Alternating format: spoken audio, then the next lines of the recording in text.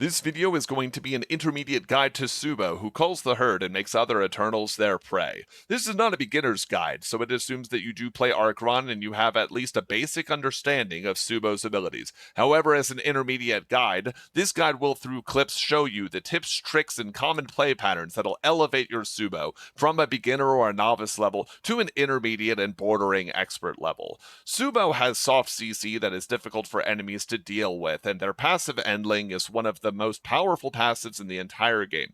If you love hitting crazy highlight reels, sharking around and sniffing out weak Eternals and then destroying them, you're going to love playing with Tsu'Bo. If, however, you're looking for an Eternal who is a frontline melee character, or someone who excels at just bullying others with hard crowd control, Tsu'Bo isn't going to be the one for you. But with that, turn on some Duran Duran, and we're going to get into what you can do with Tsu'Bo.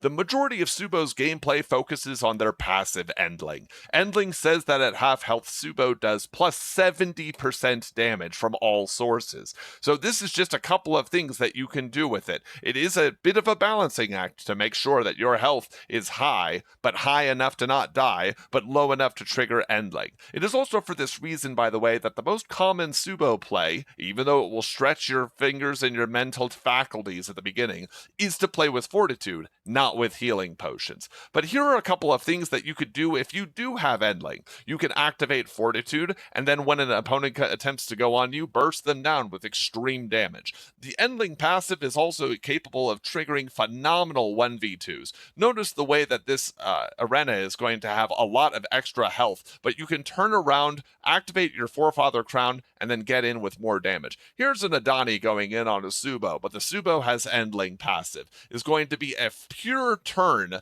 of a nearly full health, full fortitude character and transforms into a 1v1 that almost transforms itself from there into a 1v2. This is the power of Endling. This is the highlight clip that you can hit. Now notice, playing around the Endling passive is fantastic and gives you a lot of the value of the character, but one of the downsides of Endling is that you are constantly playing with relatively low health and relatively high fortitude. This means that weapons that have piercing, such as Rava's Twilight Crossbow, Leodin's Glint Spear, Arena's Sword Caretaker, and even the Fury Bracers from Rinshi, and a couple of other weapons besides, can get through all of your fortitude and end up killing you. This means you have to be cognizant of what is going on inside of the game state, and might benefit you to focus with your team on those characters who can punish you for playing around the most powerful aspect of your kit. Here's what happens if you don't do that. Notice that I get knocked back from the Twilight Crossbow from a Rava, and then I get shot, even though I have a lot of fortitude. This is what can happen to you if you're not paying attention when you are playing too much in Endling and not against enemies, and not focusing and prioritizing enemies who do have access to piercing weapons. Now we're going to go into the first thing that we're going to talk about in this character's kit. The first thing we're going to talk about for Tsu'Bo is the Forefather Crown. The Forefather Crown summons a Wolf Companion. At level 3, it is a 100 hit point Wolf Companion.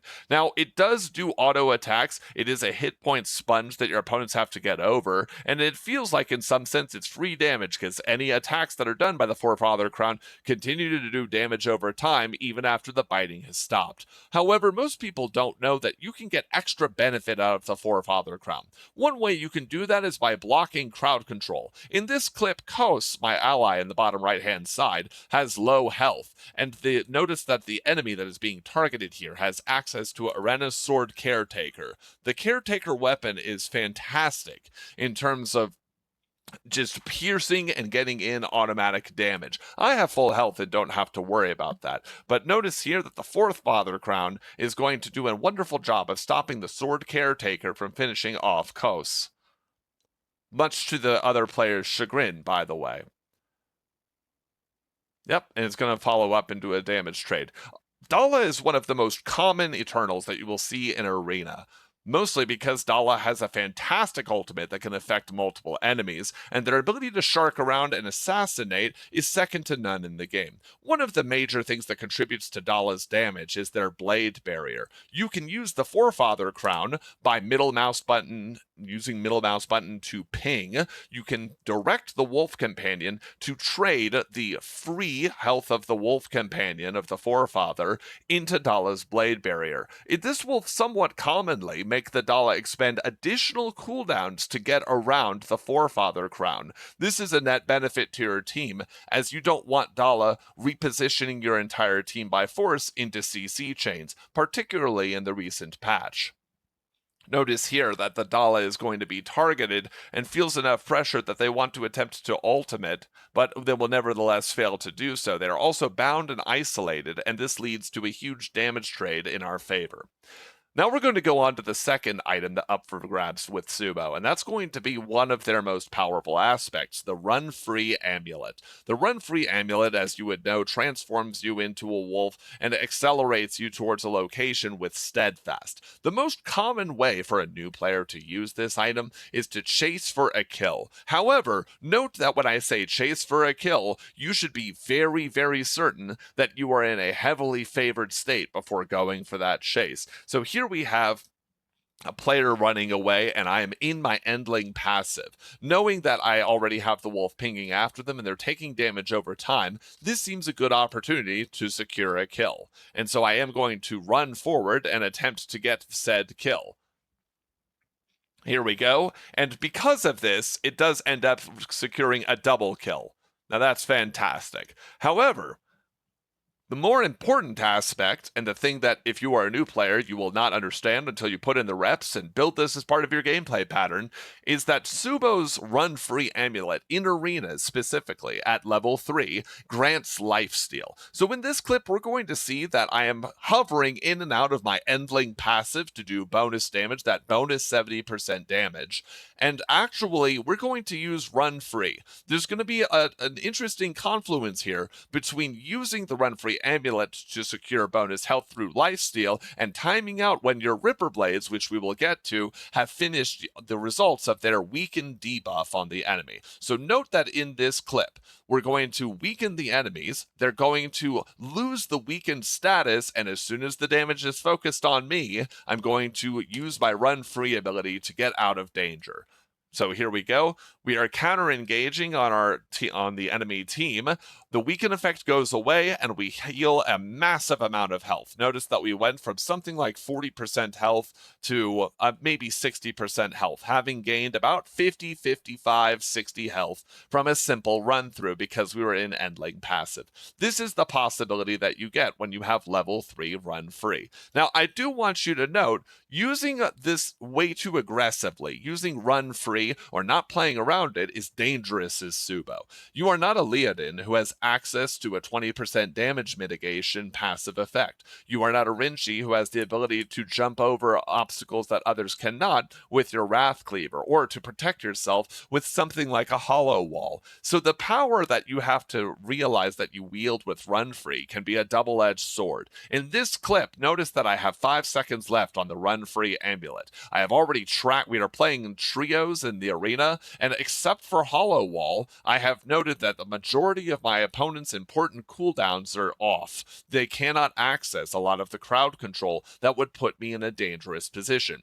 This is a basic tip, however, for playing Tsu'Bo, is that because you are not a frontline melee DPS in the sense that you cannot just brawl like a Rinchi can, you need to be, or even a Leodin, you need to respect your opponent's cooldowns, realize that you are actually quite squishy, more akin to an Adani than you are to a Rinchi or a Leodin. In this clip, I believe that I have figured out my opponent's cooldowns, but I have neglected the Run-Free cooldown of my own. And we're going to see the consequences of not having access to the Run-Free level 3 healing, especially since I'm doing this while I'm inside of Endling. We're going to fight, and we do actually just get downed in this scenario because we don't have access to one of the most powerful aspects of our kit. Now we're going to go on to the first of the weapons that we're going to talk about for Tsu'Bo, and that's going to be our Boom Chakas. Now the Boom Chakas are I would say properly valued at being weak. That means that they're slightly below average compared to other weapons and not really a metagame contender. However, they do have tips, tricks, and play patterns that you can play around that gives you extra value out of them. One thing that people don't realize about the Boom Chakas is that they explode. Well, they realize that from reading the ability, but they don't think about what that means. The area that the Boom Chaka explodes is just north of this caret, or this up arrow if you don't know what a caret is. They explode about here.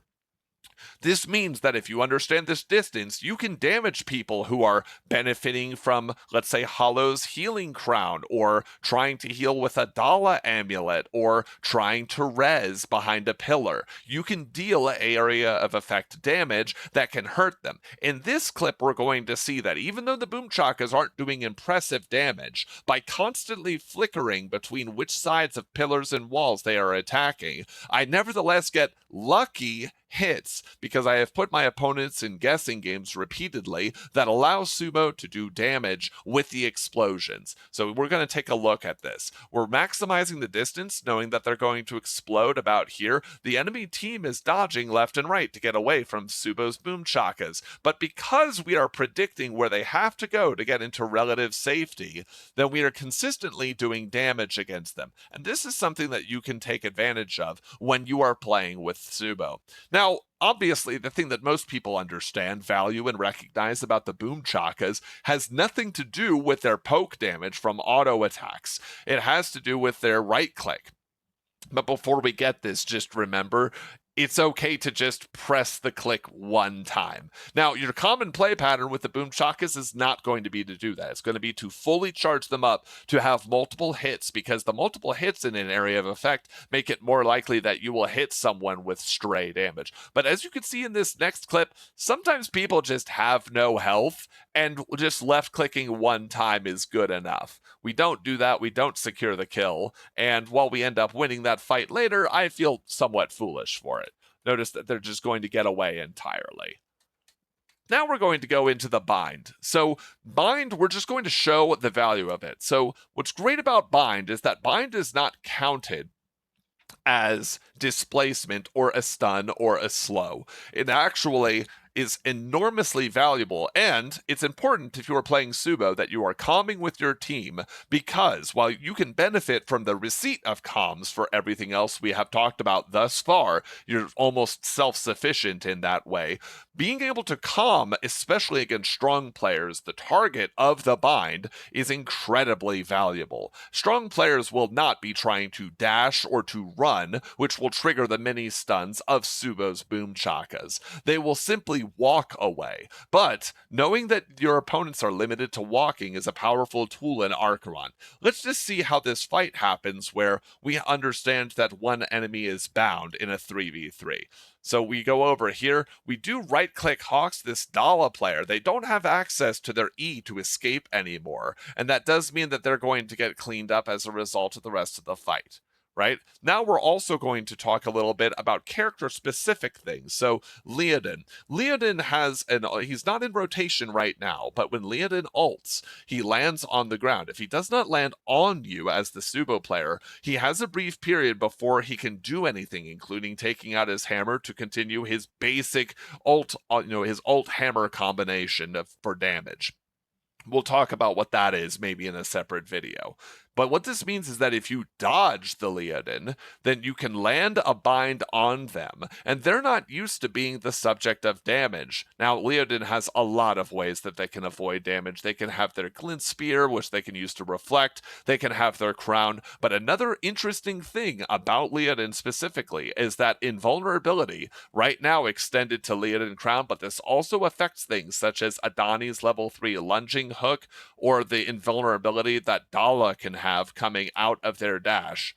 all of these characters that are invulnerable are nevertheless still under the effects of the crowd control of Bind. And you can trip them up with that in a very literal sense. So we're going to watch a couple of clips here where we see the value of that. Notice that Leodin is ulting. He is being pinged and then right-clicked, and then he gets chunked out and killed as a result. Because the fight is now transformed with one down, especially the most defensive member of the team, the Adani is going to go down shortly thereafter as a consequence. Remember what I talked about before when we were talking about how binding someone is extremely powerful? We're going to show that clip one more time so you can get what's happening here. I want you to note middle mouse button clicking is extremely important on Tsu'Bo because it directs the attention of where your Forefather Crown, your wolf companion, goes to fight. What I want you to note here is that pinging a Leodin, at least in the current version of the game, does give you access to where he is in the process of his ultimate. So while this may look on first blush as if it was just phenomenal game sense and auditory piggybacking, we actually know exactly where Leodin is. Pay attention to the reticle that is on the ground, roughly in front of Tsu'Bo, as this exchange goes on. You can see here, we can see where he is, making the guesswork into a simple knowledge check as he ends up dying. Now we're going to go on to the next weapon that I want to talk about, and that's going to be your Ripper Blades. It's arguable whether Endling is the most powerful aspect of Tsu'Bo's kit, but in terms of non-passive effects, it is an argument between whether the most powerful thing in the kit is not the ultimate, but is either the Ripper Blades, which we are discussing now, or in fact the run-free amulet. And I think that's a matter of debate. We're going to see here that one of the main strengths of the Ripper Blades is that they have very high mobility and that they have excellent counter-engage potential because of the weaken effect. Here we're going to just see a combination of the two. Now, why does this make for a good chasing weapon? Well, if you right mouse button, if you activate the ability of the Ripper Blades, they weaken all struck targets. Normally, these Ripper Blades are not a fantastic weapon. In terms of DPS ranking of the 30 possible weapons, they're about 13 of 30. Updates and patches depending. However, the weaken effect makes it such that your opponents do 50% damage with all sources. After calculating the weaken effect on an enemy, Tsu'Bo with the Ripper Blades is out DPSing everything in the game, at least for the period of the weaken duration. So if you land a multi-person weaken, it's actually incredibly hard for that team to turn around and re-engage the fight, because they are just in that much of a precarious circumstance. This also is almost like a buff for your allies, as the weaken effect is going to make it such that your allies' DPS is much higher than it would normally seem because they're just taking less damage. Here we're going to see a clip of how this weaken effect, the damage, and the general movement speed of the Ripper Blades all combine.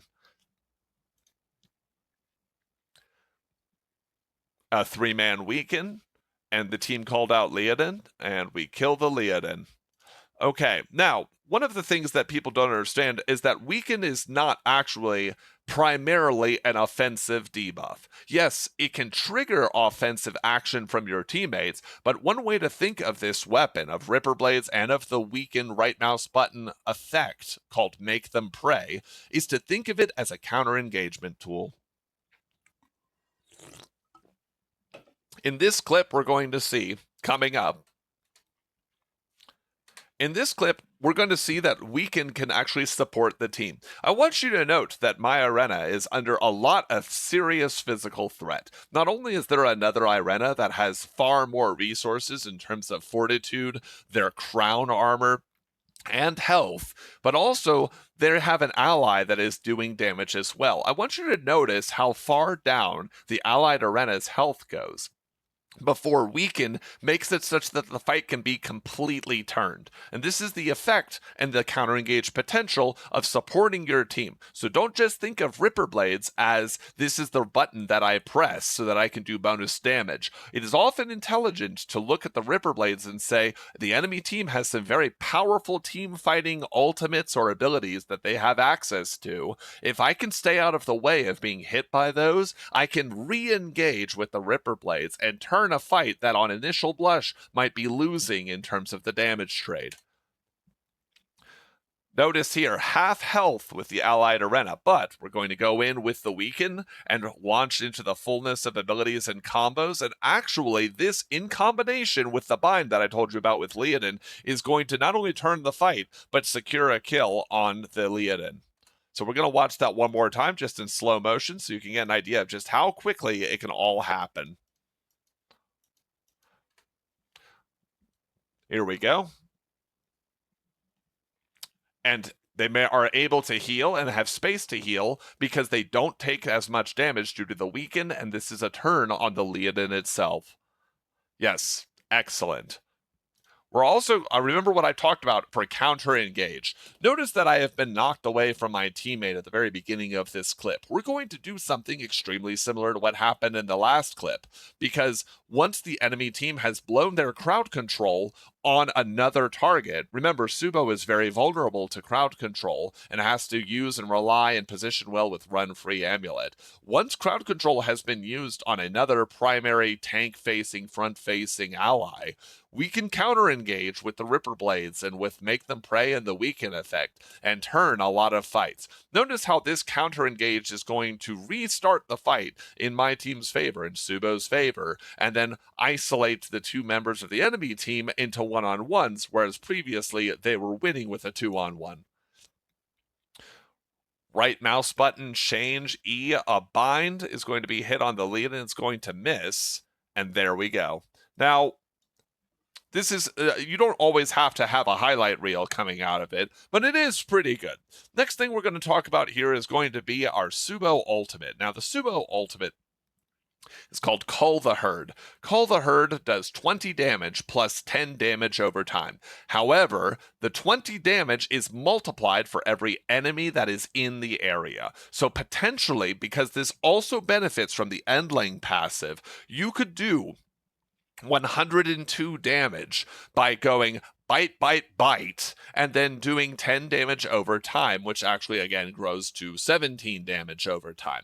This is a large amount of damage to do. Actually, that is the entirety of people's fortitude. That is half of someone's health and then some. That is the value of a health potion if you get everything. So this is a major damage ultimate, but it is only a damage ultimate. And it is kind of an immediate damage ultimate. This is where that playstyle of sharking around and counter-engaging and counting the dangerous cooldowns of your opponents really matter, because Tsu'Bo can be stunned, knocked back, or interrupted, as this does take a quite long amount of time relative to other ultimates in the game. But if it all goes well, you can have access to something like this. We're in Endling, we're going to run through, we're going to engage, and then we're going to do bonus damage to the hollow, and it's going to turn the fight. Now, one thing I will note, and that most people don't tell you, is that it does look as if the ultimate ability for Cull the Herd needs access to a line of sight uninterrupted by terrain between Tsu'Bo and your enemies. That means that your enemies can hide from an ultimate, and that will feel very bad if it gets put on a 22-second cooldown. Here's an example of what whiffing looks like, and you can feel it with your body. Here's the big call for the ultimate, and we do absolutely no damage because they're on the other side of the wall, even though they're in the area of effect. The next thing that we're going to talk about is the Endling boost with the ultimate. This is extremely dangerous territory. Remember that you have to pay attention to all of your opponent's hard cooldowns. I make a distinction between hard CC and soft CC. Hard crowd control are stuns, displacements, knockbacks, things of this nature that just prevent you from acting.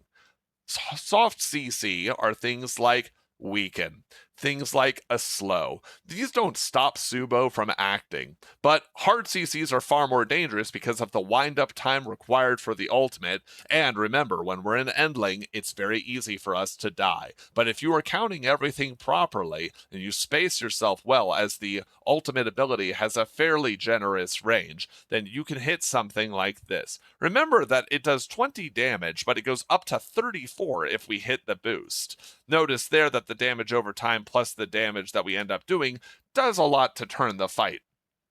And now, That's it, everyone. We've talked about everything that I wanted to provide. You learned some things about pinging and target selection and eating Dahla barriers with the Forefather Crown. We talked about how the Tsu'Bo boom Chakas are capable of locking people up and punishing them for overextending without their escape abilities, and even how it affects invulnerable enemies. Talked about how the Ripper Blades are basically a counter engagement tool, and some of the traps you can fall into when you're using the Run Free Amulet. But if everything goes well, if you do everything properly, then you can end up hitting some highlight reels, like the 1v2 that you saw earlier with Endling, or like what we're going to have coming up over here.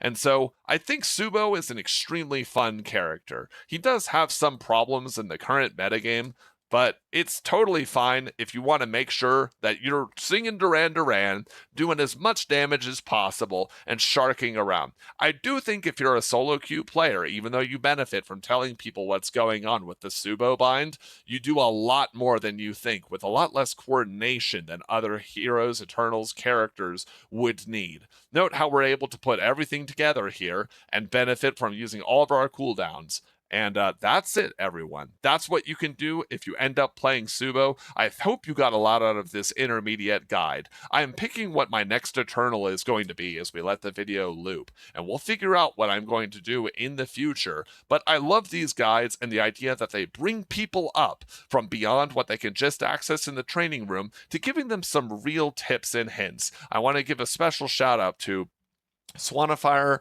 Bulby, Solar, who is an extremely strong Tsu'Bo player, and many, many other people who not only gave me the gift of their wisdom and insight, but also their time in arenas, ascension, and spires so that I could learn these things. Don't worry if you can't learn it quickly. What matters is that you're going to put it all together eventually. Thank you so much. Hope you enjoyed the guide, and I'll see you on the river.